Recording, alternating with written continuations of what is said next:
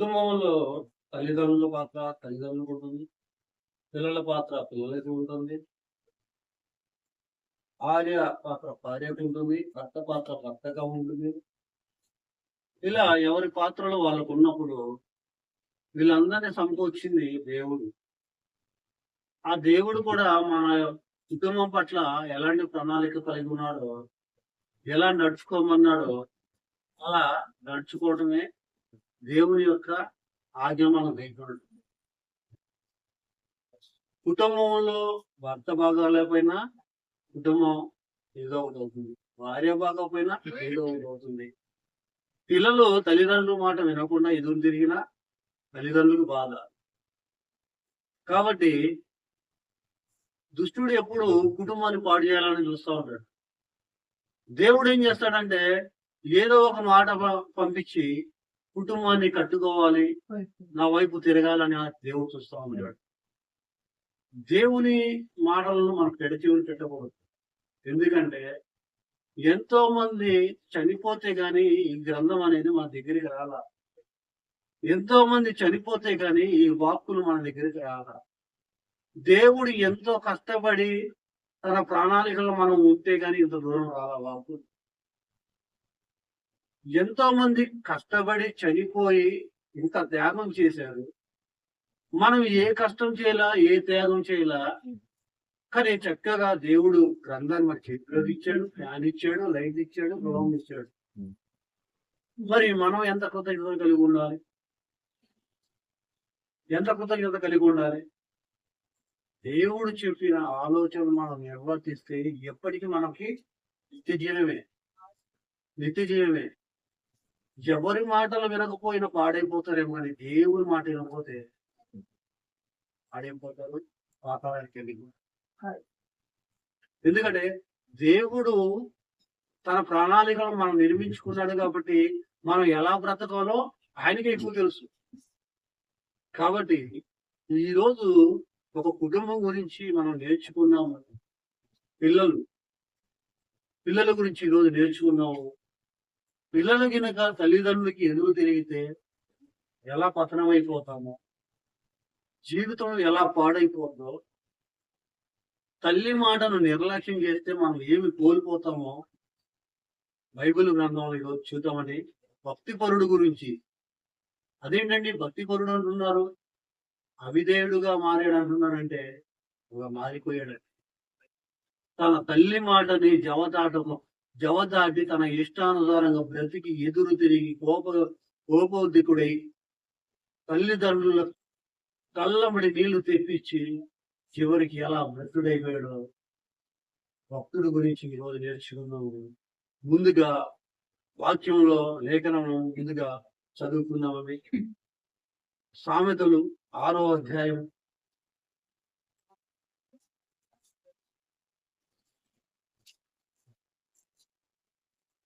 20వ వచనం చూసినట్లయితే, నా కుమారుడా నీ తండ్రి ఆజ్ఞను గైకొనుము, నీ తల్లి ఉపదేశమును త్రోసివేయకుము, వాటిని ఎల్లప్పుడూ నీ హృదయమందు ధరించుకొనుము, నీ మెడ చుట్టూ వాటిని కట్టుకొనుము. నీవు త్రోవణ వెళ్ళినప్పుడు అది నిన్ను నడిపించును, నీవు పడుకున్నప్పుడు అది నిన్ను కాపాడును, నీవు మేలుకొనున్నప్పుడు అది నీతో ముచ్చటించెను అని చెబుతున్నాడు. చూడండి ఏమన్నాడు? పిల్లలకి చెబుతున్నాడు. దేవుని మాటలవి, తల్లిదండ్రుల మాటలు కాదు. తల్లిదండ్రులు చెప్తున్నారు, నాయనా నువ్వు అలా ఉండబాకు, ఇలా ఉండబాకు, ఇలా ఉండని చెబుతున్నప్పుడు నువ్వు తల్లి మాటగా స్వీకరించవద్దు. నీ తల్లిదండ్రులు చెప్పింది ఎవరు తెలుసా? దేవుడు. దేవుడి మాటలు తల్లిదండ్రులు విన్నారు, తల్లిదండ్రులు పిల్లలకి చెబుతున్నారు. తల్లిదండ్రుల మాటలు కాదది, దేవుడు తల్లిదండ్రులకు ఇచ్చిన వాక్కులు. ఏమన్నాడు? నా కుమారుడా నీ తండ్రి ఆజ్ఞను గైకొనుము, నీ తల్లి ఉపదేశం త్రోసివేయకము. తల్లి చెబుతున్నప్పుడు, తండ్రి చెబుతున్నప్పుడు దాన్ని పాటించాలి. ఎదురు తిరగకూడదు. ఎదురు తిరిగితే నీ జీవితం ఎలా పతనం అయిద్దో, నీ జీవితం ఎలా నాశనం అయిపోద్దో నీకు తెలియదు. ఎందుకంటే భవిష్యత్తును తల్లిదండ్రులు ఎన్నో వడకాశారు, ఎన్నో చూశారు, ఎన్నో కుటుంబాలు కళ్ళ ముందు శిథిలావస్థలో ఉండగా చూసిన తల్లిదండ్రులు పిల్లలకి మంచి నేర్పించుకుంటారు. ఏ తల్లిదండ్రులని పిల్లల్ని చెడగొట్టుకుంటారండి? ఏ తల్లిదండ్రులు? ఏందంటే పిల్లలకి ఎక్కదది. చేదస్తం అంటారు, అలా అంటారు, ఇలా అంటారు, వీళ్ళు అంతే అంటారు. నువ్వు త్రోసి వేస్తే దాని తర్వాత వచ్చే పర్యావస్థానం ఎంత భయంకరంగా ఉంటుందో ఈ రోజు ఒక భక్తుడి జీవితం చూసుకున్నాం. ఆ భక్తుడే సంసోను. సంసోను ఎంత భక్తి పరుడు, అంత జీవితంలో ముగింపులో అంత భక్తిహీనుడిగా అయిపోయాడు. ఇశ్రాయేలుల మధ్య దేవుడు న్యాయాధిపతిగా ఎన్నుకొని నిలబెట్టాడు. న్యాయాధిపతిగా నిలబెట్టిన వాడు దేవుని ఆజ్ఞలు గైకొనాలి, అనేకులు ప్రజలను దేవుని వైపు మళ్లించాలి. అలా ఉండాల్సిన న్యాయాధిపతి న్యాయం తప్పి తిరిగిపోయాడు, లోకం వైపు వెళ్ళిపోయాడు. దేవునికి ఎంత బాధ, తల్లిదండ్రులకి ఎంత బాధ. అరే, నా పిల్లలని కాస్తాడని, న్యాయంగా ఉంటాడని ఒక న్యాయాధిపతిగా చేస్తే ఇతడు ఏంటి ఇలా తిరుగుతున్నాడు, ఏంటి ఇలా ఎదురు తిరుగుతున్నాడు. దేవుడికి బాధ, కన్నవారికి బాధ. ఎంత శోకం అండి, నలుగురిలో ఎంత అవమానం. నా పిల్లలు ఇలా జరిగేది ఏంటిరా బాబు అంటే తల్లిదండ్రులకి అంత బాధ ఉంటే భూమి మీదకి 6 అడుగుల ఆకారం ఇచ్చి, కుటుంబాన్ని ఇచ్చి, జీవితాన్ని ఇచ్చి తన కోసం బ్రతుకుతాడని దేవుడు కన్న కలలను నెరవేరుస్తాడని కోటి ఆశలతో ఎదురు చూసి భూమి మీదకి పంపిస్తే తన కోసం బ్రతుకోకూడదు. దేవుడికి ఇంకెంత బాధ, ఇంకెంత బాధ. దేవుడు బాధ పెట్టేవారికి ఉండకూడదు. ఆయనకి బాధ పెడితే ఎవరితో చెప్పుకుంటాడండి? తల్లిదండ్రులకు బాధ వస్తే ఎవరితో చెప్పుకుంటారు? పిల్లలకి చెప్పుకుంటారు కదా. మరి ఆయనకి బాధ వస్తే ఎవరు చెప్పుకుంటారు? ఆయన పిల్లలు ఎదురు తిరిగితే అలా అర్థం చేసుకుంటారనే కదా ఈ భవిష్యత్తుని ఇచ్చింది, జీవితాన్ని ఇచ్చింది. ఆయనకి ఎదురు తిరిగితే ఎలా? వాళ్ళ కన్న తండ్రి అన్న కన్నీళ్ళే కదా. మనకు ఆయుష్ ఉంటుందా? జీవాయుష్ ఉంటుందా? తల్లిదండ్రులకి ఎదురు తిరిగి బతికితే, తల్లిదండ్రులు అశ్రద్ధ చేస్తే మనకి దేవుడు భూమి మీద దీర్ఘాలు ఇస్తాడా? ఇస్తాడండి? శాపం తెచ్చుకోవడమే కదా, శాపం తెచ్చుకోవడం కదా. సంసోను ఏం చేశాడు చూడండి, న్యాయాధిపతులు 13వ అధ్యాయం. మనోహ దంపతులకి, భక్తిపరులైన మనోహ దంపతులకి జన్మించిన వాడు 14వ అధ్యాయం. సంసోను తిమ్నాతునకు వెళ్లి తిమ్నాతులో ఫిలిష్తీయుల కుమార్తెలో ఒకతను చూచెను. అతడు తిరిగి వచ్చి తిమ్నాతులో ఫిలిష్తీయుల కుమార్తెలో ఒకతను చూచెను. మీరు ఆమెను నాకిచ్చి పెళ్లి చేయవలని తన తల్లిదండ్రులతో అనగా వారు స్వజనుల కుమార్తెల్లో గాని నా జనుల్లో గాని స్త్రీ లేదనుకుని సుందరి పొందని ఫిలిష్తీయులతో వెళ్తున్నావా అని అతను అడిగింది. చూడండి ఎలా అయిపోయాడు. దేవుడి కోసం బ్రతకాలని దేవుడు న్యాయాధిపతిగా ఇస్తే సంసోను ఏం చేశాడంటే ఊరికి వెళ్ళాడు. ఆ ఊరిలో తన జనాంగం కాని జనాంగం అమ్మాయిని పిలిచాడు. ఇష్టపడ్డాడండి. మనం ఎవరిని పిల్లలకి వివాహం చేసేటప్పుడు భక్తి పరులు చేయాలి. డబ్బులు చూసి, ఆస్తిని చూసి, అంతస్తుని చూసి కాదు. సులైమాన్ గారు ఏమంటారు, గుణవతి అయిన భార్య దొరుకుట అరుదు. అరుదు అన్నప్పుడు ఏం చేయాలి? వెతకాలి. అబ్రహం వెతికాడు, ఇస్సాకి అబ్రహం ఎదిగాడు, రెబ్కాని ఎక్కడి నుంచో తీసుకొచ్చి చేశాడు.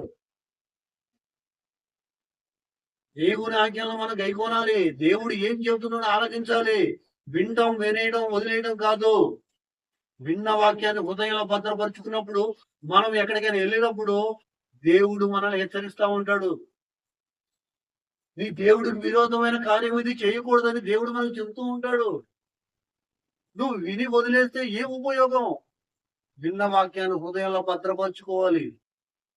న్యాయాధిపతులుగా దేవుడు సంసోన్ని నిలబెడితే తల్లిదండ్రులు చెప్పారు.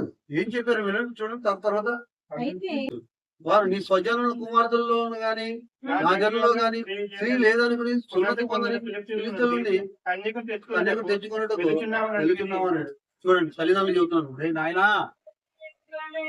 మనకి కానిది అది, మన జనాంగం కాదు, భ్రష్టుడు అయిపోతువురా, నువ్వు చేసుకుంటే నీ కుటుంబం పాడైపోతురా, నువ్వు దేవునికి విరోధమైన కార్యమురా ఇది.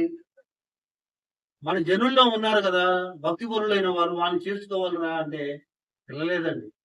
సంవత్సరం వెళ్ళా చేసుకున్నాడు, ఎత్తగొట్ట చేసుకున్నాడు, తెచ్చుకున్నాడు. అక్కడి నుంచి తన పతనం స్టార్ట్ అయింది. ఎప్పుడైతే దేవునికి ఎదురు తిరుగుతామో, ఎప్పుడైతే తల్లిదండ్రుల మాటకి విధేయులు కాకుండా ఎదురు తిరుగుతామో, మన పతనం అప్పుడే స్టార్ట్ అవుతుంది. మన పతనాన్ని మనమే కొని తెచ్చుకుంటాం. ఎందుకయ్యా దేవుడు అలా చేయమనలేదు కదా. వివాహం అన్ని విషయంలో ఘనమైనది కదా. ఆ ఘనమైన వివాహాన్ని నువ్వు ఎలా చేసుకోవాలి? నువ్వు కుటుంబం అయ్యా, నీ పిల్లలు, నువ్వు 10 మందిలో తిరిగేవాడివి, 10 మందిలో వెళ్ళేవాడివి, పలానా ఓడు క్రైస్తవుడురా, ఈ కుటుంబం క్రైస్తవురా అని చెప్పుకోవాలి కదా. లోకానుసారంగా ఉంటే ఎట్లా? తన ఇష్టాన్ని నెరవేర్చుకున్నాడండి, చేసుకున్నాడు.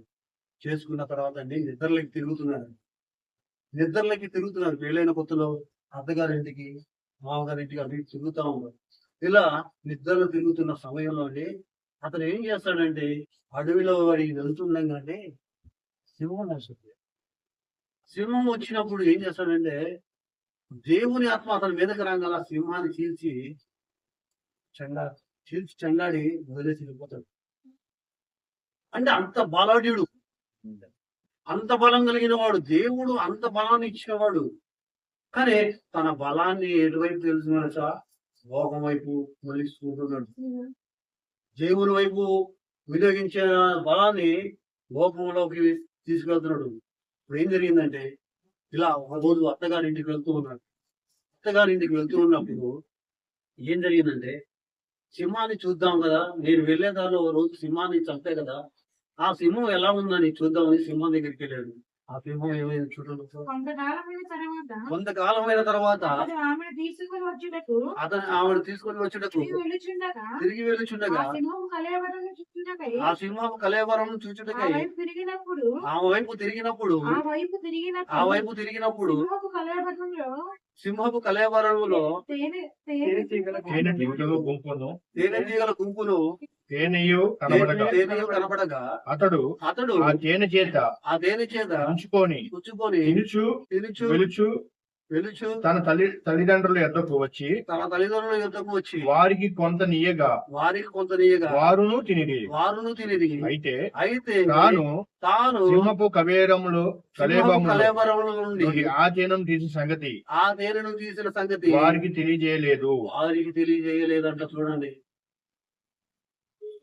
వెళ్ళాడు, సింహము ఎలా ఉంది అని చూద్దామని వెళ్తే తేనెటీగల గుంపు ఉంది, తేనె పెట్టింది.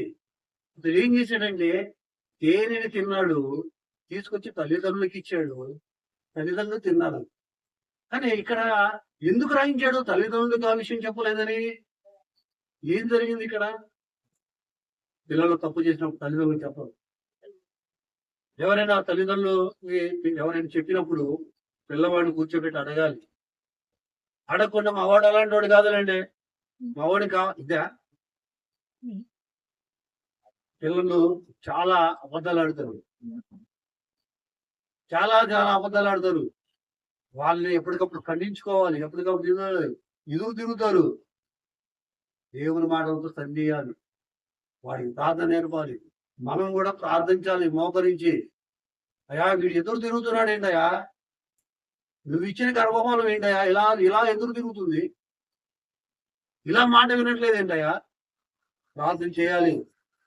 దేవుడు వాడు మనోనేత్రాలు వెలిగించి నీ వైపు తిప్పుతాడు. వాడికి దేవుని వాక్కులు విడిచిపెట్టకూడదు. ఇతడు ఎందుకని తల్లిదండ్రులు చెప్పలేదు?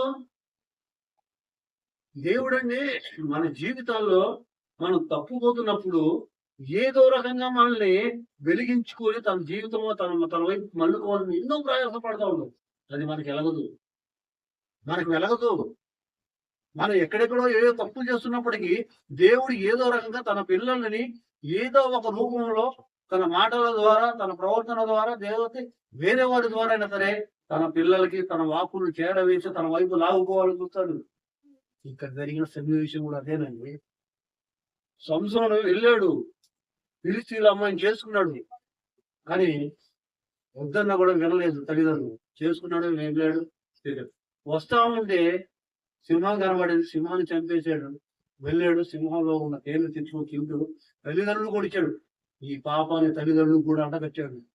పాపం అండి, పాపమే. ఇశ్రాయేలుకి ఒక ఆజ్ఞ ఉంది చూడండి.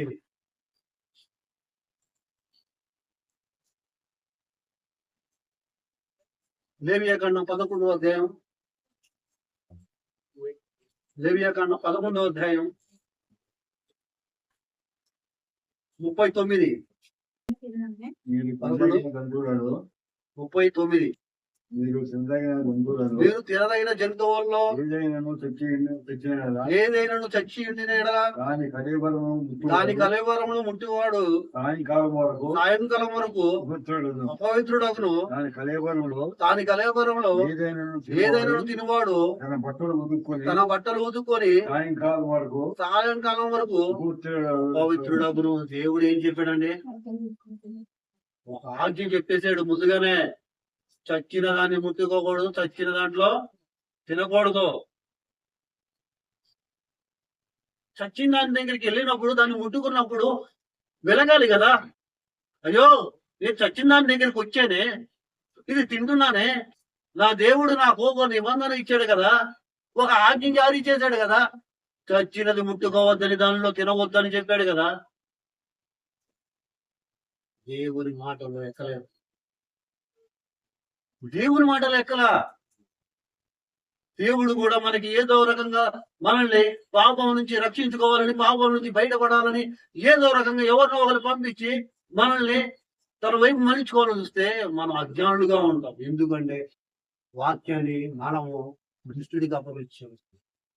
విన్న వాక్యాన్ని హృదయంలో భద్రపరచుకోకపోతే ఏమైతే దుష్టుడు ఎత్తుకుపోతాడు. దుష్టుడు ఎత్తుకుపోయాడు సంసోను హృదయం నుంచి వాక్యాన్ని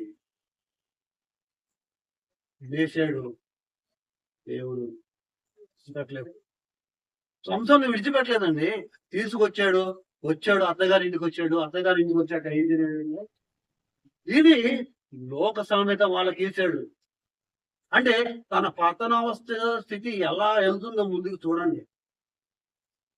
అది తినడం తప్పు అయితే ఆ తిన్నదాన్ని తీసుకొచ్చి ఒక సామెత చేశాడండి. ఏమేశాడు చూడండి. న్యాయాధిపతులు 14వ వచనం. న్యాయాధిపతులు 14వ అధ్యాయం 14వ వచనం.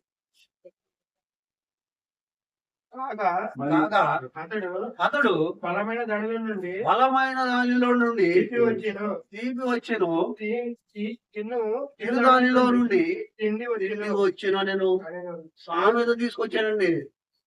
అసలు దేవుడు తినకూడదని దేవుడు చెబితే అది వదిలేసి అది సామెతగా తీసుకొచ్చి అత్తగారింట్లో వేసాడు. వాళ్ళ మామ ఏం చేశాడంటే విందు చేసి అందరు పిలుచుకొచ్చినప్పుడు ఈ సంసోను ఏం చేశాడంటే అందరు చెతుర్లాడుకుంటారుగా, అది ఇది సంసోను గారు మంచి శాస్త్రం వేశాడండి. కొడుకు కదా వేశాడు. కొడుకు కదా బలమైన దానిలో నుండి వచ్చాను, దానిలో నుండి తిండి వచ్చినని. ఏది అక్కడ సింహంలో నుంచి జరిగిన సన్నివేశం తీసుకొచ్చి ఇక్కడ మీరు పొడుపు కథ చేశాడు. కానీ అక్కడ అసలు ఏంటి? సంసోను గారికి పాఠం దేవుడు. ఆ పాఠాన్ని మర్చిపోయి దాన్ని ఏం చేశాడు? పొడుపు కథ చేసి తన జీవితాన్ని తను నాశనం చేసుకుంటున్నాడు. ఇదా నేను గనక మీరు గనక విప్పితే నేను మీకు కావాల్సినవి కొనిస్తానని చెప్పి 16వ వచనంలో ఉంటారు. అలా కిందకి వెళ్తే మీరు చెప్పనయ్యారా నేను అడిగిన దాన్ని నాకు ఇవ్వాలని ఇక్కడ పందాలు వేసుకుంటారు. కొంతమంది వెళ్తారు కదా, 10 మంది కూర్చున్నారంటే ఎవడో ఒకడు ఏదో చేస్తాడు. దాంట్లో ఇంకోడు తోడవుతాడు. పందెం అయింది. అదే గొడవకు దారి తీసింది. ఆ గొడవ పంచాయతీకి వెళ్ళిపోద్ది. చాలా జాగ్రత్తగా ఉండాలి పందెంలో అప్పుడు. చాలా అంటే చాలా వెళ్ళామా, తిన్నామా, వచ్చేసామా, కనపడ్డామా, బాగున్నామా అంతవరకే. అందులో దుష్టుడి సంబంధాలు ఉండరు ఎక్కువ. చాలా ఎలక్ట్గా ఉండాలి. ఇక్కడ ఉన్నది ఏంటంటే దుష్టుడి సంబంధులు. దుష్టుడి సంబంధంలో తీసుకెళ్లి చేతన వేస్తే వాళ్ళు 3 రోజులైనా చెప్పాలా. చివరికి ఏం చేశారంటే వచ్చారు కుటుంబం అందరూ కలిసి వచ్చి, నువ్వు మీ ఆయన ఒక పొడుపుగా చేశాడు, అది ఒప్పుకోకపోతే మిమ్మల్ని చంపేస్తాను బెదిరించారు. చూసారా? పొడుపు కథ ఎక్కడికి వెళ్ళిందంటే తన జీవితం మీదకి వచ్చేసింది. మరణం కోసం వచ్చేసింది.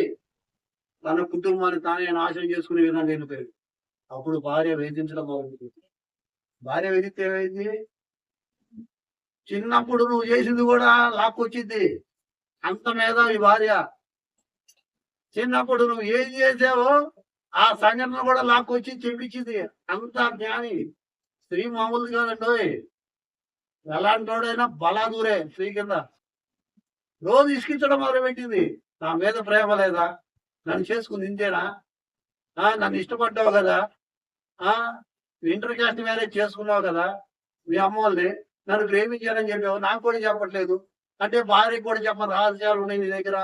ఇదే నా దాంపత్య జీవితం. ఈ జీవితంలో మొదలుపెట్టింది. కూడా ఏం చేతుడిగా చెప్పేస్తాడు.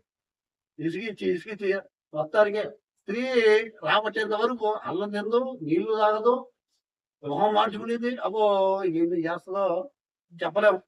మన జీవితాలు మనం చూసింది చాలా. అయితే చివరికి రాబట్టుకుంది. అది 18 వచ్చిన చూడు. 18 7వ దినమున సూర్యం అస్తమించక వరకు ఆ ఊరి వారు దేనికంటే తీపి అయినది ఏది, సింహము కంటే బలమైనది ఏది అని అనగా చెప్పేశాడండి. ఇక్కడ చెప్పేశాడు. భార్యకి చెప్పాడు. భార్య వెళ్ళి బంధువులు చెప్పింది. బంధువులు వచ్చి నువ్వు వేసిన పొడుపు కదా ఇదే రావాలి, సింహం దానిలో ఉండే తేనె చెప్పగల కోపం మసాలాన్ని కట్టింది. నా భార్య నా అక్కడ చాలా చాలా చదువుకోవాలి. నా భార్య నీకు చెప్పకుండా వెళ్తే మీకు తెలిసేది కాదురా. నా భార్యను అడ్డు పెట్టుకొని ఇలా చేశారు. కాబట్టి ఇప్పుడేంటి, సంసారం ఓడిపోయాడు. ఓడిపోయిన వ్యక్తి ఏమైపోయాడు కదా, దొంగ అయ్యాడు, ఒక హంతకుడు అయ్యాడు. చూడండి తన పతనావస్థ ఇది ఎలా ఉందో. వద్దన్న వివాహం చేసుకున్నాడు, చేసుకోవద్దన్న వివాహం చేసుకొని దేవుడు తినకూడదన్న దాన్ని తిని ఏదైతే దుష్టులు ఆలోచన చెప్పిన రాలోకుండా పాపుల మనం నిలవకూడదన్నాడో అదే పాపుల మధ్య నిల్చున్నాడు. అదే పాపుల మధ్య నిల్చొని పాపులతో ఏకమయ్యి పాపపు ఆలోచనతో కలిగిన సామెతలు వేశాడు. అది చివరికి ఏమైందంటే తనకు తానే ఊరిగా మారి భార్య కుటుంబంలో వచ్చేసింది తగాదా. ఇక్కడ ఓడిపోయేసరికి తాను అవమానం ఉంది. ఏం చేశాడంటే ఫిలిస్తీన్ల దేశంలోకి వెళ్ళిపోయి కొంతమంది చంపేసి వాళ్ళ ఆస్తిని దోచుకున్నాడు. అంటే హంతకుడయ్యాడు. ఒక తల్లి మాట జవదాటం వల్ల తన జీవితం ఎంతగా భ్రష్టు పట్టిందో చూడండి ఎంతగా భ్రష్టు పట్టిందో. హంతకుడయ్యాడు, దొంగ అయ్యాడు. ఏంటంటే ఒక న్యాయాధిపతి ఇలా అయిపోతున్నాడు. దేవుడేమో తన కోసం బ్రతుకుతామని, తన కోసం తన ప్రజలు పరిపాలిస్తాడని నమ్మకంగా ఆయన ఎన్నుకుంటే సంసోనుగా చూస్తే పతనావ స్థితిలో ఎలా ఉన్నాడు చూడండి. ఈరోజు మన కుటుంబాలు దేవుడి మాట కట్టుకోకపోతే, దేవుళ్ళు లేకపోతే చాలా నరకం అండి. చాలా నష్టపోవాలి.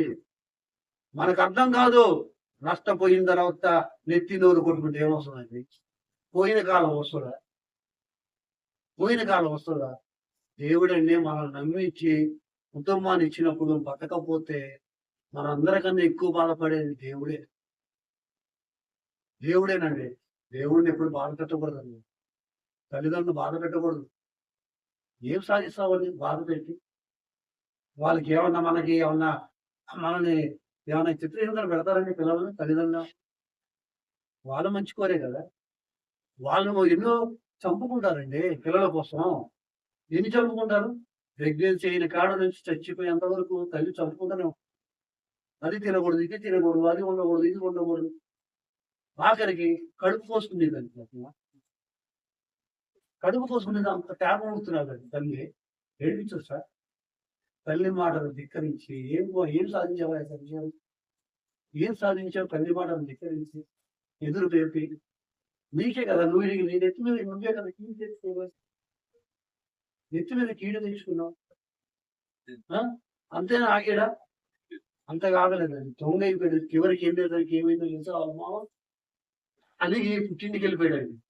వెళ్ళిపోయి కొన్ని రోజులకి నా భార్యను తెచ్చుకున్నామని వెళ్ళిపోయి మళ్ళీ తిరిగి మావ ఇంటికి వచ్చాడు. మావ ఇంటికి వచ్చాడు. మావ ఏం చేశాడు సార్? స్నేహితుల్లో ఒకడైన వాడిని తెచ్చి పెళ్లి చేసి, స్నేహితులతో చాలా జాగ్రత్తగా ఉండాలి. చాలా అంటే చాలా. వాడు మా స్నేహితుడు, వీడు మా స్నేహితుడు. ఏంటి స్నేహితుడు? సంసారం చెప్పలేదు. స్నేహితుడు తనకు పెళ్లి చేస్తున్నప్పుడు, అరే నువ్వు వెళ్ళిపోయావు కదా, నీ భార్య నాకు ఇచ్చి చేస్తున్నాడు మీ మామ ఏంటి చెప్పాడా? సంతోషంగా చేసుకున్నాడు. కుటుంబంలో పెద్దోళ్ళు కూడా అండి పెళ్ళైన కొత్తలో కోడలను గమనించుకుంటూ, కొడుకును గమనించుకుంటూ, అల్లుడు గమనించుకుంటూ అలా ఉండమా ఇలా ఉండమా అని చెబుతూ ఉంటారు. అది చాలా జాగ్రత్తగా పాటించాలి. లేకపోతే కుటుంబం పతనం అయిపోతే, పెద్దవాళ్ళు లేకపోతే. ఎందుకు వాళ్ళు అర్థం కట్టుకుంటారు, వాళ్ళు ఎన్నో జీవితాలు చూశారు కాబట్టి. అది మనకి ఎక్కదు. మా అమ్మ అలాంటి, మా నాన్న అలాంటి పతనం అయిపోయింది నీ కుటుంబమే. వాడు స్నేహితుడు అండి. స్నేహితుడికి ఇచ్చి చేస్తే స్నేహితుడు చేసేసుకున్నాడండి. ఎంత ఎంత బాధాకరమైన విషయం అండి. అదే స్నేహం అంటే. భార్యాభర్తల మధ్య గొడవలు అయితే వేరే వాళ్ళు ఎంటర్ అయ్యి వేరే వాళ్ళు ఎంటర్ అవుతారు. మీ భర్త అలా చేశాడా, ఇలా చేశాడా, మాయమాటలు చెప్పి లొంగ తీసుకుంటారండి. చాలా జాగ్రత్తగా ఉండాలి కుటుంబాలు. ఎవరిని పడితే వాడిని ఇంటికి రానికూడదు. ఎవరన్నా అనుకొని వాడైపోయిన తర్వాత ఏం చేస్తావు నీ కుటుంబం? నీ కుటుంబం నెత్తి మీద కొట్టుకుంటే వచ్చి జరిగిపోయింది. దేవుడు ముందుగానే రాయించాడు కదా, కుటుంబంలో ఎలా ఉండాలి, తల్లిదండ్రులు ఎలా ఉండాలి, పిల్లలు ఎలా ఉండాలి. దేవుడు రాయించకపోతే, దేవుడు చెప్పకపోతే అనుకోవచ్చు. స్నేహితుల పట్ల కూడా చాలా జాగ్రత్తగా ఉండాలి. ఇంటికి ఏం పనండి? స్నేహితులు తీసుకురాకూడదు ఎప్పుడు కూడా. దైవ సేవకులు దేవునిలో ఉండే వాళ్ళని తెచ్చుకోవాలి. అది ఎప్పుడు భర్త ఉన్నప్పుడు తెచ్చుకోవాలి. వాక్యం గురించి చెప్పుకోవాలా, అప్పుడు తెచ్చుకోవాలి. అంతవరకే. భర్త కూడా అలర్ట్ గా ఉండాలి. ఎవరు వస్తున్నారు, ఎవరు పోతున్నారు, ఎవరి మనస్తత్వం ఏంటి ఎలాంటిదని అది గ్రహించుకోకపోతే నువ్వే నాశనం అయిపోతావు. నీ కుటుంబం పతనం అయిపోయేది. దుష్టుడు ఎప్పుడు తప్పించే మాటలు చెప్పి లోపరుచుకోవడానికి ప్రయత్నిస్తూ ఉంటాడు. అది మనకి ఎక్కదు. వాడు అలా ఉన్నాడు, వీళ్ళు ఇలా ఉన్నాడు అని చెప్పేవానే కానీ నీ మంచి కొరకే కదా చెప్పేది. నువ్వు అలా ఉండకూడదు, ఇలా ఉండమనే కదా, బాగుపడితే నీ కుటుంబమే కదా నిలబడేది అని చెప్పరు. చాలా మంది పొలలు కట్టే వాళ్ళు ఉంటారు. చాలా జాగ్రత్తగా ఉండాలి కుటుంబాల్లో. చాలా అంటే చాలా. దుష్టుడు ఎప్పుడు ఎవరి కుటుంబాన్ని పాడు చేద్దామా, ఎవరి కుటుంబాల్లో జీవితాలు వెళ్దామా, ఎవరిని రోడ్డుకి ఈడుద్దామా, ఎవరికి మనశ్శాంతి లేకుండా చేద్దామా, పిల్లలను దూరి తల్లిదండ్రులకు మనశ్శాంతి లేకుండా చేద్దామా, తల్లిదండ్రులు పిల్లల్లో దూరి మనశ్శాంతి లేకుండా చేద్దామా, ఇవే వాడు చేసేది. చాలా ఎలక్ట్గా ఉండాలి. దేవుడు మనకు రాయించిన గ్రంథం ఇది చాలా గొప్పది. మన కుటుంబాన్ని ఎలా కట్టుకోవాలో దేవుడు ఆది నుంచి రాయించిచ్చాడు. వేరే అతను తన స్నేహితుడికి ఇచ్చేదంటే ఇంకా బీపీ పెరిగిపోయినది. పొయ్యి కొంచెం పతనావస్థ స్థితికి వెళ్ళిపోతున్నాడు. ఒక చిన్న పొరపాటు తన జీవితాన్ని ఎలా నాశనం చేసిందంటే, ఒక తల్లి చెప్పిన మాటను త్రోసి వేయడం వల్ల తన జీవిత పతనం ఎలా పోయిందో చూస్తే చాలా బాధాకరం అండి. వెళ్ళాడండి. వెళ్ళి ఏం చేశాడు తెలుసా? ఫిలిస్తీన్ల పొలాలు మొత్తం తగలబెట్టాడు. తగలబెట్టేసరికి ఫిలిస్తీన్ల కోపం వచ్చింది. వెళ్ళాడు, యోధా ప్రజల్లోకి వెళ్ళిపోయాడు. ఏంటయా ఏంటి సంసారం? ఏమైందయా? మా పొలాలు మొత్తం తగలబెట్టాడు. వాడిని ఇస్తావా లేకపోతే మీ అందరం తగలబెట్టాను. సంసారాన్ని తీసుకొచ్చి అప్పగించాడు. న్యాయాధిపతిని న్యాయం తీర్చుకున్న వాళ్ళు ఏమైపోయాడంటే ఒక ముద్దాయి అయిపోయాడు. తీసుకెళ్లి ఫిలిస్తీన్లకు అప్పచెప్తే ఫిలిస్తీన్ల నుంచి తప్పించుకొని వెళ్ళిపోయాడు. దేవుడు యొక్క ఆత్మ వచ్చినప్పుడు 1000 మందిని చంపేశాడండి. దవడ ఎముకతో ఎంత బలాడియో. ఇంత బలం దేవుడు నీకిస్తే దేవుడు ఉపయోగించాల్సి పోయి లోకం వైపు ఉపయోగించి భ్రష్టులు అయిపోతావే. తల్లిదండ్రులు పెద్దవారు నీకెంత బలం, మీ కుటుంబాన్ని చూసుకొని, మనవలను చూసుకొని ఎంత బలం అండి. అరే ఆ సంతానం చూడరా, పెద్దవాడికి మీకు ఎంతమంది పోయిందో, చిన్నవాడికి ఎంతమంది, మధ్యవాడికి ఎంతమంది, మీకెంత బలం, మీకెంత ధైర్యం. దేవుడిని కలిగి ఉంటే ఇంకెంత ధైర్యం. మరి అంత ధైర్యాన్ని ఇచ్చిన కుటుంబం ఏమైపోయిందండి. చూడండి సంవత్సరం ఎలా అయిపోయింది. సంవత్సరం దేవుని వైపు తన బలాన్ని దేవుని కోసం ఉపయోగించడం, లోకం వైపు 1000 మందిని చంపేశారు. అంత బలం ఇచ్చాడు దేవుడు. చివరికి వెళ్ళారు సార్, చివరికి వస్తా ఉంటే వేష దగ్గరికి వెళ్ళిపోయాడు. అంటే తన పతనావస్థ చూడండి ఎలా వెళ్ళిపోతుందో. 1 by 1 దిగజారిపోతున్నాడు. చివరికి వేషల దగ్గరికి వెళ్ళిపోయాడు. వేషల దగ్గరికి వెళ్ళిపోయి వేశ్యాయత్వంలోకి వెళ్ళిపోయాడు. ఏంటండి సంసారం ఎట్లా అయిపోతుంది. ఎంత దిగజారిపోతున్నాడు. వేష దగ్గరికి వెళ్ళిపోయాడు. వేషతో తీసుకుని వేషతో ఉండేసరికి క్రీస్తులు తెలుసుకున్నారు. చోట సంశోధన ఉన్నారు. కానీ వాళ్ళకి మొత్తం వెళ్ళిపోయింది. సంశోధన చంపేయాలని వెళ్ళిపోయింది. అక్కడ దేవుడు కాపాడాడు. దేవుడు అంచె కాపాడుతున్నప్పుడు దేవుని వైపు తిరగాలండి. మనం దేవుని వైపు మనం ఎన్నో తప్పులు చేస్తాము. అది సమాజంలో దేవుడు మనల్ని పరిచయం చేయకుండా ఆపుకోవాలి. ఎందుకో తెలుసా, నీకు అపకీర్తయ. నువ్వు చేస్తున్న తప్పుని 10 మందిలో వెల్లడి పరిచిన తర్వాత నువ్వు తలెత్తుకోలేవయ్యా. నీకు అవమానమయ్యా. ఆ అవమానంతో నిన్ను చంపుకుంటే పాతాళానికి వెళ్ళిపోతావయ్యా. దేవుడు నిన్ను కాపాడుతున్న ప్రతిసారి ఎందుకు కాపాడుతున్నాడు తెలుసా, ప్రజల్లో నిన్ను బహిర్గతం చేయటం ఇష్టంలే. పాపాన్ని మానుకోవాలి కదా. సంసోను పోయే కొద్ది భ్రష్టుడా. ఏంటిది. ఇశ్రాయేలు ప్రజలు వదిలేశారు, తెలంగాణలు వదిలేశారు, అందరూ వదిలేశారని భ్రష్టుడిగా ఇంక తిరిగిపోతాను. అక్కడి నుంచి దేవుడు తప్పించాడు. అక్కడి నుంచి తప్పిస్తే ఏమైంది తెలుసా, దెలీలా అనే ఒక ఆమె దగ్గర తిరిగాడు. చూడండి, వేశ్య నుంచి తప్పించాడు, తన వైపు తిరుగుతాడనుకోండి. అక్కడ కూడా దేవుని వైపు తిరగలేదు. మన కుటుంబాల్లో మనం వెళ్తున్న ప్రతి మార్గంలో చాలా జాగ్రత్తగా ఉండాలి. తప్పిదాలు జరుగుతూ ఉంటే, పొరపాటు జరుగుతూ ఉంటే, దేవుడు మనకి ఆయుష్ని ఇస్తున్నాడు, కాలాన్ని ఇస్తున్నాడు, సమయాన్ని ఇస్తున్నప్పుడు ఆయన వైపు తిరగలేదా. సంసోనుకి ఎలాంటి గతి పట్టిందో చూస్తే గుండెలు బాదుకోవాలి.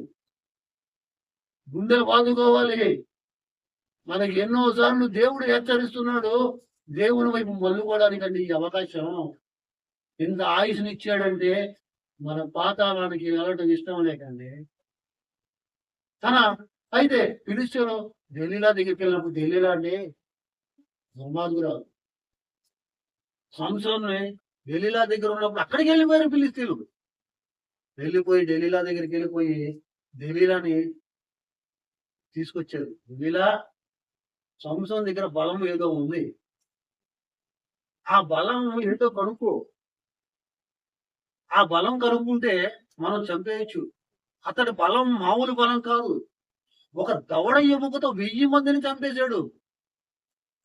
300 నక్కలను తోకలు మూడేసి దివిటీలు కట్టేసి మా పొలాలు మొత్తం తగలబెట్టాడు. అంటే ఎంత బలాఢ్యుడు. సంసోన్ని లాలన చేయడం మొదలుపెట్టింది. చెప్పు అంటాం. ఆల్రెడీ భార్య చేతిలో విసిగిపోయాడు కదా. అప్పుడైనా కనులు తెరవాలి కదా.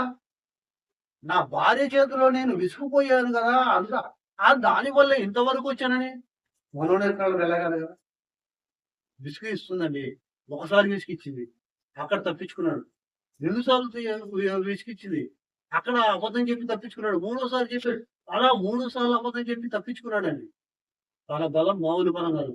4వసారి ఏం చేసిందంటే, ఇక నా మీద ప్రేమ లేదా, అది లేదా, ఇది లేదా, ఇందుకేనా నా దగ్గరికి వచ్చింది, నేను ఏం చేసినా లేదా, మళ్ళా ఆల్రెడీ వెళ్ళగాలి కదా. నా భార్య ఇలా చేసే నేను భ్రష్టుడని అయిపోయాను కదా, నా భార్య వల్లనే కదా ఈ స్థితి దాకా వచ్చాను. నా భార్య వల్ల కదా నేను ఇలా అయిపోయాను అని ఎలగాలి కదా, ఎలగలేదండి. నిజమా చెప్పేసాడు. ఎలాంటి నిజం చెప్పాడు చూడండి ఒకసారి. ఆమె అనుదినము వచ్చింది చెప్పాలి. 16 అధ్యాయం 16 వచనం. 16వ అధ్యాయం 16వ వచనం. న్యాయాధిపతి. న్యాయాధిపతి. ఆమె అనుదినము మాటల చేత వాదించి తొందర పెట్టించున్నందున అతడు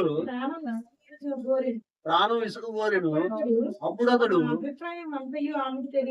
తన అభిప్రాయం అంతయు ఆమెకు తెలియజేసి నేను నా తల్లి గర్భం నుండి పుట్టినది మొదలుకొని దేవుడికి నాజీరు చేయబడిన వాడినై ఉన్నాను. నా తల మీదకి మంగళ కత్తి రాలేదు. నాకు క్షౌరము చేసిన ఎడల నా బలము నాలో నుండి తొలగిపోయేను. తుదకు మనుషుల వలె అవుతుందని ఆమె చెప్పేసాడు. తల్లిదండ్రులు దేవుడు చెప్పిన ఆజ్ఞను మీరకుండా కాదని పెంచారండి. క్షౌరం చేయించకూడదని 13వ అధ్యాయంలో ఉంటది, చదువుకోండి. మద్యం సేవించకూడదని ఉంటది. పిల్లల్ని అలానే పెంచారండి.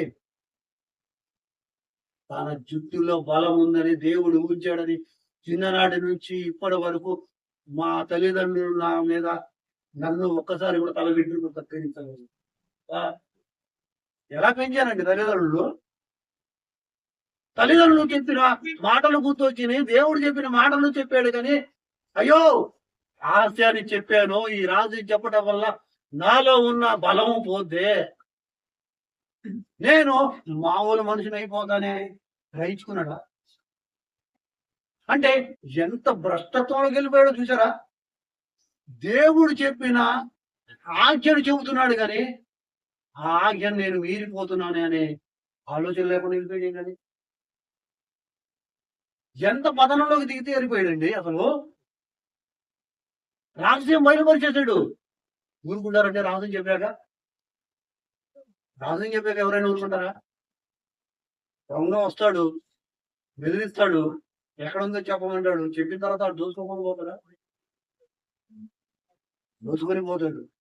ఇక్కడ రహస్యం చెప్పేసరికి తన జీవితంలో ఎంత భయంకరమైన పతనావస్థలోకి వెళ్ళిపోయాడంటే చూడండి. ఏంటది 16వ అధ్యాయం 20వ వచనం. ఆమె సంసోను పిలిచిన నీ మీద పడుచున్నారనగా అతడు నిద్ర మేలుకొని ఇప్పటి వలె బయలుదేరి ఎడదిమ్మకుందని అనుకున్నాను. అయితే యెహోవా తనను ఎడబాసినని చూసారా ఏం జరిగిందో? దేవుడు ఉన్నంతసేపు ఎవరు బంధించలేకపోయారండి. దేవుడు వదిలేస్తే ఎలా ఉండదో సంసార జీవితం, మన జీవితాలు 3 సార్లు విదిలించుకున్నాడు. ఎక్కడికక్కడ తెగిపోయిన తాళ్ళు. తన రహస్యం చెప్పాక కూడా ఇంకా దేవుడు ఉన్నాడు అనుకున్నాడు. పాపం దేవుడు ఎడబాసనని సంసోనుకు తెలియలేదంటండి. బాబా దేవుడు ఎడబాసాడా మన జీవితాలు పతనమైపోతాయి. గుర్తు పెట్టుకోవాలి. దేవుడు వదిలేసాడా మన కుటుంబం పాడైపోయినట్టే. ఎంతవరకు అండి దేవుడు పట్టుకొని పట్టుకొని పట్టుకొని పట్టుకొని పట్టుకొని ఒక మనిషిని ఎంతసేపు పట్టుకుంటా ఒక చేత్తో తిమ్మిరెక్కి వదిలేస్తాం. దేవుడు కూడా వదిలేసేసాడు. ఏం జరిగిందో తర్వాత అప్పుడు ఫిలిష్తీయులు అతని పట్టుకొని అతని కన్నులను కన్నులను ఊడదీశారంటండి. బాబా రాజాకు అతను తీసుకొని వచ్చి ఇత్తడి సంఖ్యల చేత అతన్ని బంధించిరి. అసలు బందీ గృహములో తిరగలి విసురువాడా? చాలు చాలు, తిరగలి విసురువాడా ఏమో బా లేదండి. ఒక తల్లి మాట విననందుకు తన పతన జీవితాన్ని ఎక్కడికి తీసుకెళ్ళాడు చూసావా? ఏ కన్నులతో అయితే పాపం చేశాడో ఆ కన్నులను తీసేసాడు. ఎందుకు జరిగింది ఇది? దేవుడు వదిలేశాడు. దేవుడు ఉన్నంతసేపు బలంగా ఉన్నాడు. దేవుడు ఉన్నంతసేపు అందరిని ఎదిరించాడు. దేవుడు ఉన్నంతసేపు పాపం చేశాడు. చూశాడు చూశాడు చూశాడు చూశాడు వదిలేశాడంటే ఎప్పటిలాగే బలం ఉందనుకున్నాడండి. బలం తన నిజాన్ని తానే చెప్పేసుకున్నాడండి. ఎంత భ్రష్టుడు అయిపోయాడండి బాబు. చివరికి ఒక న్యాయాధిపతిగా దేవుడు ముంచితే తిరగలిగిస్తుంటాడని 2 కాళ్ళు తీసేయించుకున్నాడు. ఎంత భయంకరమైన పరిస్థితి అండి. దేవుడు వదిలేదని జీవితం పాడైపోయాడు. దేవుడు వదిలేడా పాతాళానికే జీవితాన్ని. వద్దు, మన జీవితాలు దేవుడు వదిలించుకునే విధంగా మనం ఉండకూడదు. దేవుడు ప్రేమమయుడు, తన ప్రేమను అలక్ష్యం చేయకూడదు. దేవుడిని చేతకానివాడికి చేయొద్దు. మనం తప్పు చేస్తూ తప్పు మీద తప్పు చేస్తూ నాకేముందని అనుకుంటున్నావు. దేవుడు ఎందుకు ఆగాడో తెలుసా? నీకు అవమానమయ్యా. 10 మందిలో తిరుగుతున్నప్పుడు ఒరే వీడు చూడరా తాగుబోతురా ఒక వ్యభిచారా అంటున్నప్పుడు నీకెంత బాధో. బ్రతుకునిచ్చి కుటుంబాన్నిచ్చి అంత చేస్తే దేవుడికి ఇంకెంత బాధ అండి. తన పిల్లల గురించి పరాయి వాళ్ళు ఏమైనా అనుకుంటే తల్లిదండ్రులకు ఎంత బాధ, ఎంత బాధ. నిద్ర పడుతుందండి. అన్నం తినబుద్ధి అయిందా? అన్నం తినబుద్ధి అయిందా? సంసారి గారి కళ్ళు బీగి తీసుకెళ్లి ఇసురుతుంటే దేవుడు అండి బాబు కన్నీరు కంటారా? కన్నీరేనా? ఎప్పుడు అలా ఉండకూడదు. దేవుడు కోటి ఆశలతో మనం తెచ్చుకున్నాడు. ఎంతో మంది చచ్చిపోయినా కూడా మనం బ్రతికించుకున్నారు. కరోనా కాలం ఎంతమంది పోయారు. కానీ మనకి ఏ రోగం లేకుండా ఏమి లేకుండా ఖర్చు లేకుండా కోట్లు పెట్టినోళ్ళు కూడా వెళ్ళిపోయారు. కానీ మనం దేవుడు కృతజ్ఞత పడకపోతే ఎందుకండి జీవితం? దేవుడు నేర్పిస్తే ఏమొస్తుందండి? దేవుడు నేర్పించిన తల్లిదండ్రులు నేర్పించిన పాతాళమైంది. తీసుకెళ్ళి దాగుడు గుడిలో తిరగలు విసురుతున్నప్పుడు అతను ఏం చేశాడంటే ఒక రోజు వాళ్ళు వాళ్ళ ఇష్టమైన దేవతని ఆరాధించుకునే టైంలో సంసోను ఎక్కడున్నాడు? తీసుకురండి అన్నాడు. సంసోను తీసుకొచ్చి సంఖ్యలతో బంధించి ఒక గుడిలో బంధించాడండి. దేవుడికి ఏమైనా గుడిలో తిరిగిపోయాడండి. దేవుడేమో తన పరిశుద్ధ ఆలయంలో ఉండాలి తన కుమారుడు అనుకుంటే ఎక్కడికి వెళ్ళిపోయాడు తెలుసా? ఎంత బ్రతుడైపోయాడండి. దాగోని గుడిలో దేవతలు బలిచ్చే గుడిలో తీసుకెళ్ళిపోయాడు.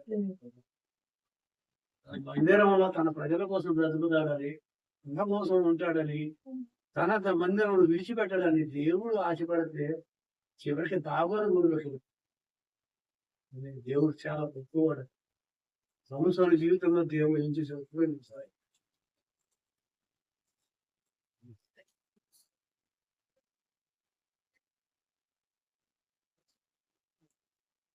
28వ వచ్చింది.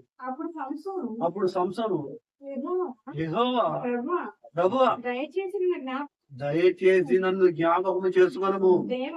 దేవా దయచేసి ఈసారి మాత్రమే నన్ను బలపరచుము. నా 2 కన్నుల నిమిత్తము ఫిలిష్తీయులను ఒక్కమారే దండించి పగ తీర్చుకుందునని. చూసారండి,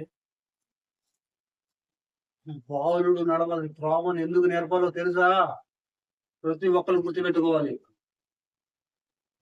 వాడు లోకంలో తప్పిపోయినప్పుడు తల్లిదండ్రులు చెప్పిన మాటలు, దేవుని మాటలు వాడికి ఏదో ఒక రోజు జ్ఞాపకం వస్తాయి.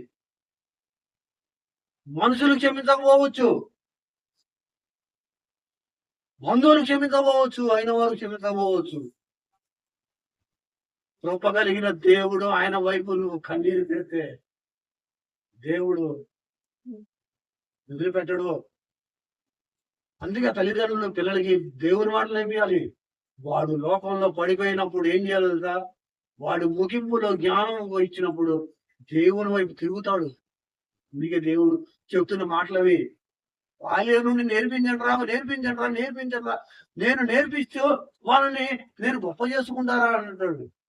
నేర్పించకపోతే భ్రష్టుడైపోయేవాడు. తల్లిదండ్రులు నేర్పించకపోతే ఈ ప్రార్థన తెలిసేదండి సంసోన్‌కి?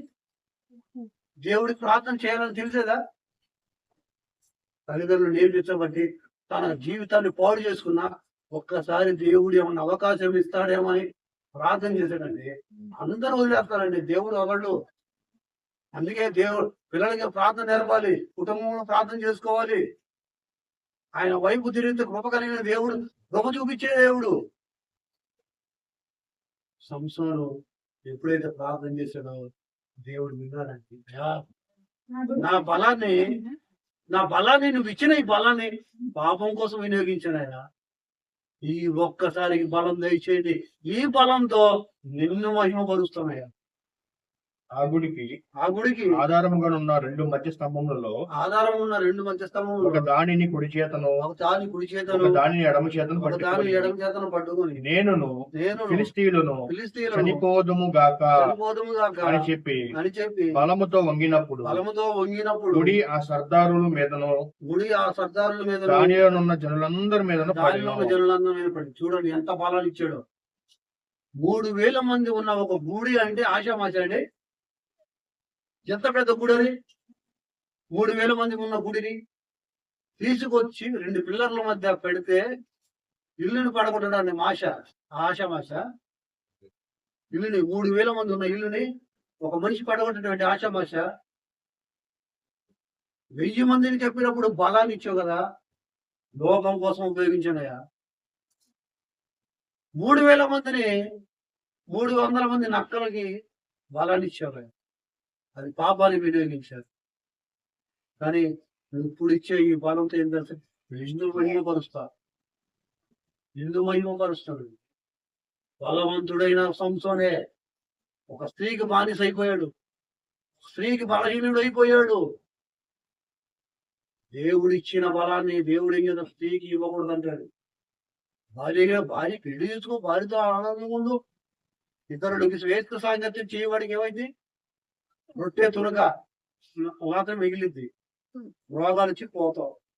కార్యం చేసుకో, ఆనందంగా ఉండు. అతడు చనిపోయిన తర్వాత ఏం చేశారంటే చూడండి, ఉపయోగపడవచ్చు. అప్పుడు అతని స్వదేశములను అతని తండ్రి ఇంటి వారందరూ కూడి అతని మోసుకొని వచ్చి జోర్యాకును ఎష్తాయోలుకును మధ్య ఉన్న అతని తండ్రి అయిన మనోహ సమాధిలో అతను పాతిపెట్టాడు. ఎవరు చూసారా? ఇతడు పాపం చేసుకుంటూ వెళ్ళిపోయాడండి. కుటుంబాన్ని వేసాడు. ఇప్పటికే తల్లిదండ్రులు చచ్చిపోయారు. చెట్టంత కొడుకు అండగా ఉంటాడు అనుకుంటే పాపానికి బానిస అయిపోయి వెళ్ళిపోయాడండి. తల్లిదండ్రులు పట్టించుకోవాలి లేకుండా అయిపోతుంది. ఇంత భయంకరమైన పరిస్థితిలోకి వెళ్ళిపోయాడు. చెట్టు ఎదిగి నీడలు ఇస్తుంటే ఎంత ఆనందం అండి. పిల్లలు ఎదిగి తల్లిదండ్రులకి నిలబడితే ఎంత ఆనందం. కానీ తల్లిదండ్రులు చచ్చిపోయారు. ఎంత బాధలు పడి ఉంటారని, ఎన్ని బాధలు పడి ఉంటారు, ఎన్ని బంధులు పడి ఉంటారు. తల్లిదండ్రులు వదిలిపెట్టకూడదు. తల్లిదండ్రులు పూజించాలి, సన్మానించాలి. తల్లిదండ్రులు సన్మానించాలండి. దేవుడు చెప్పిన మాట. చెట్టంత కొడుకు పాపంలో పడిపోయి నొప్పుడైపోయాడండి. తన జీవితాన్ని చాలా పతనం చేసుకున్నాడు. దేవుడి కృపను బట్టి ముగింపులో తల్లిదండ్రులు ప్రార్థన, తల్లిదండ్రులు నేర్పించిన మాటల వల్ల దేవుని వైపు తిరిగాడు. లేకపోతే అదే తల్లిదండ్రులు దేవుని గురించి చెప్పకపోతే పాతాళానికి వెళ్ళిపోయేవాడే. కాబట్టి పిల్లలండి తల్లిదండ్రులు ఎదురు తిరగకూడదు. మన మంచిగా చెబుతా ఉంటారు. ఎదురు తిరగటం వల్ల తన జీవితాన్ని ఎలా పాడు చేసుకోవాలో చూసాను. మనం కూడా దేవుడిచ్చిన ఈ కాలాన్ని వృధాగా గడుపుకోకూడదండి. ఆయన మాటలు పెడచేవని పెట్టకూడదండి. చాలా నష్టపోతాం. మనం నష్టపోతున్నా కూడా మనకు గ్రహింపు లేదంటే మనం సైతాను బంధకాల్లో ఉన్నామని గుర్తుపెట్టుకోవాలి. కాబట్టి మనము దేవునికి విధేయులుగా ఉండాలి, కుటుంబానికి విధేయులుగా ఉండాలి, తల్లిదండ్రులకు విధేయులుగా ఉండాలి, బంధువులకు విధేయులుగా ఉండాలి. దేవుడిచ్చిన ఈ యొక్క జీవితాన్ని దేవుడి కోసం గొప్పగా బ్రతుకుతారు. కాబట్టి ఈ నా మాటలు ముగిస్తున్నాము. ప్రార్థన చేసుకుందాము. మమ్మల్ని మిగిలిగా ప్రేమించిన మా ప్రియాపరలోకి మీ శ్రేష్టమైన ఘనమైన నామానికి వందనాలు తండ్రి. ఇంతవరకు తండ్రి నాయన నీ యొక్క మాటలు తండ్రి విని విన్నాము తండ్రి నాయన.